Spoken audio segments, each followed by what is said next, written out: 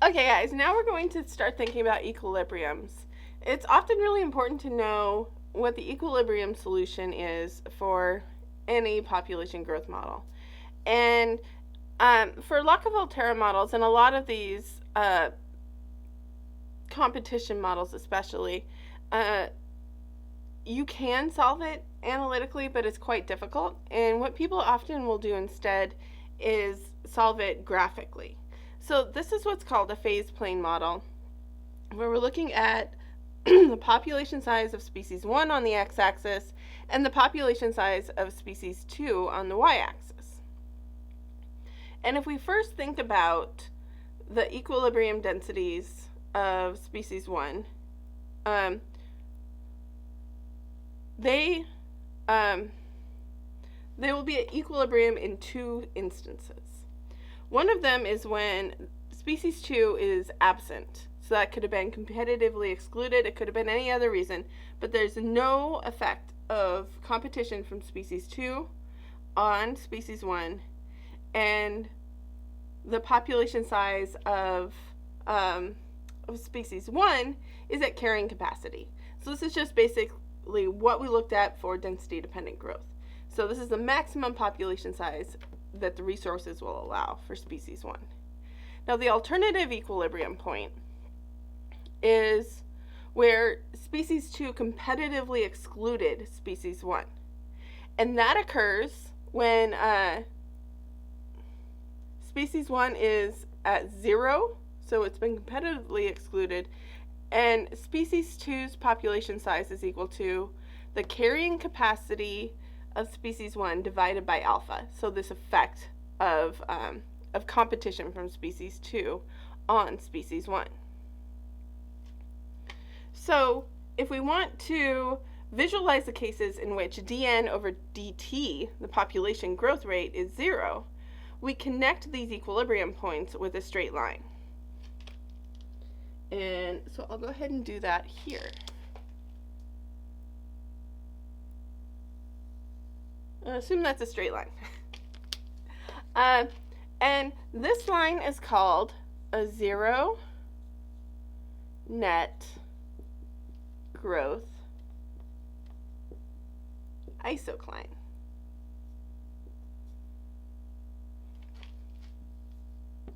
Or a ZNG.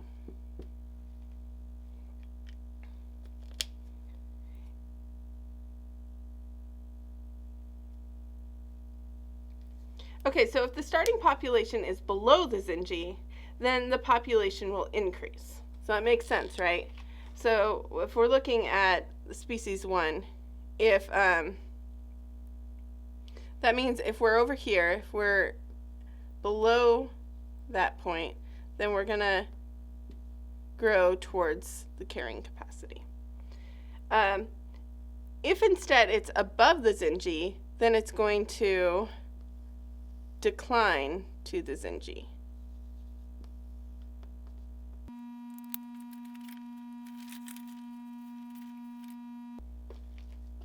Okay, so now I'm going to do that same process for species 2.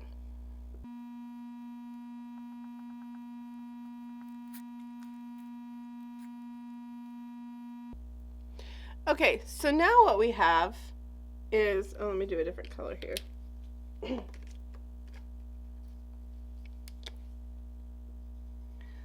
We have this line, and this is where species 1 is at 0, and species 2 is at carrying capacity.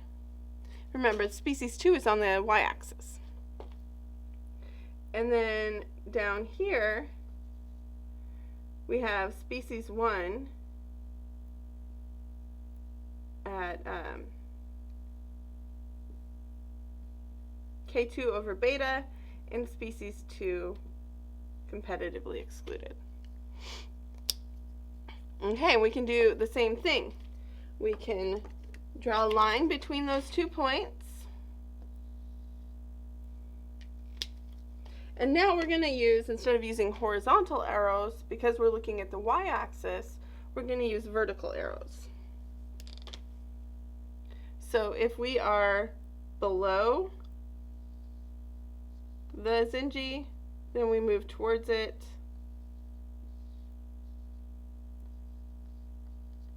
If we're above the Zinji, then populations are going to decline towards that Zinji.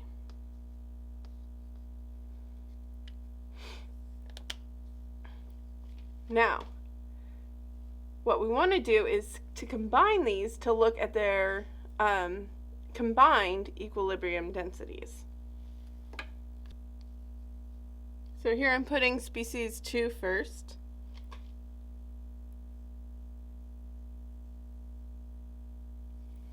Straight line connecting them.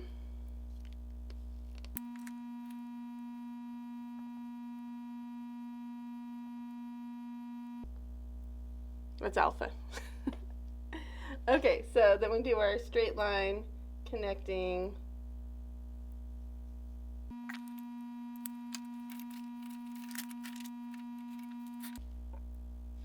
so coexistence is going to happen here at the intersection of those two variables. And if you wanted to, you could draw the lines for each of those to see what that's like, but it'll be really busy here for me to do that. So I'll just say, if we look at species 1, remember these are going to move this way, and anything here is going to move this way.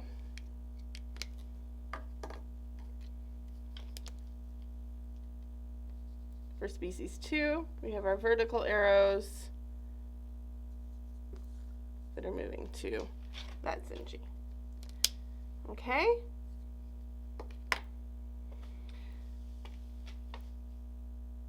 All right, so let's go over a quick example with actual numbers to get you there. And I'll leave that up. So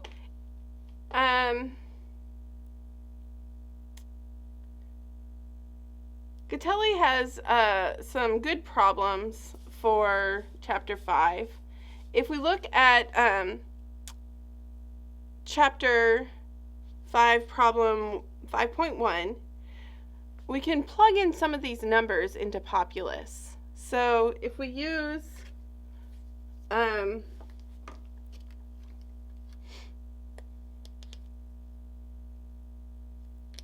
let's see, let's just do this.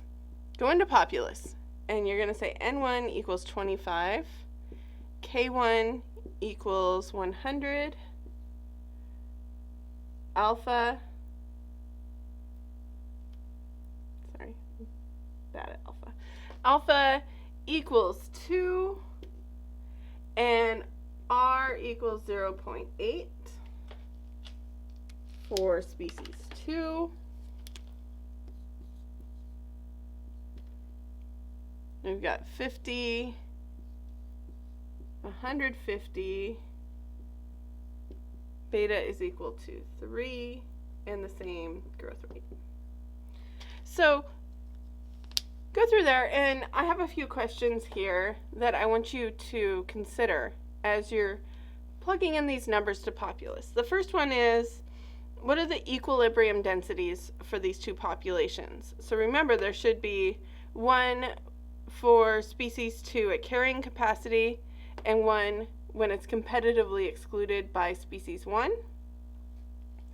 And the same thing is the case for species 1. And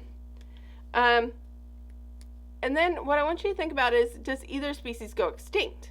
Now we know it goes extinct at the competitive exclusion equilibrium point. So 0 is an equilibrium. Now, the other thing I want to do after you've considered that is play around with the numbers. So change N1 to 50 and N2 to 25. If we just change our starting conditions, where do we end up? Change the alpha and beta values. What happens if alpha and beta are actually equal and the population sizes are the same? But the carrying capacities are different. So play around with the numbers and figure out if you can find multiple equilibria or if you can actually get to a stable equilibrium. So no matter how you change starting conditions, you end up at the same place. Okay, I think that's it for this lecture. Yeah. Yeah. The other thing you can do is you can work through other problems in Populus from Gatelli, so you can play around with what those numbers look like. But at this point, I just want you to be able to understand what a Zinji is, because our next lecture is going to be about resource-based competition models and really applying those Zinjis in a more quantitative way. Thanks for your attention.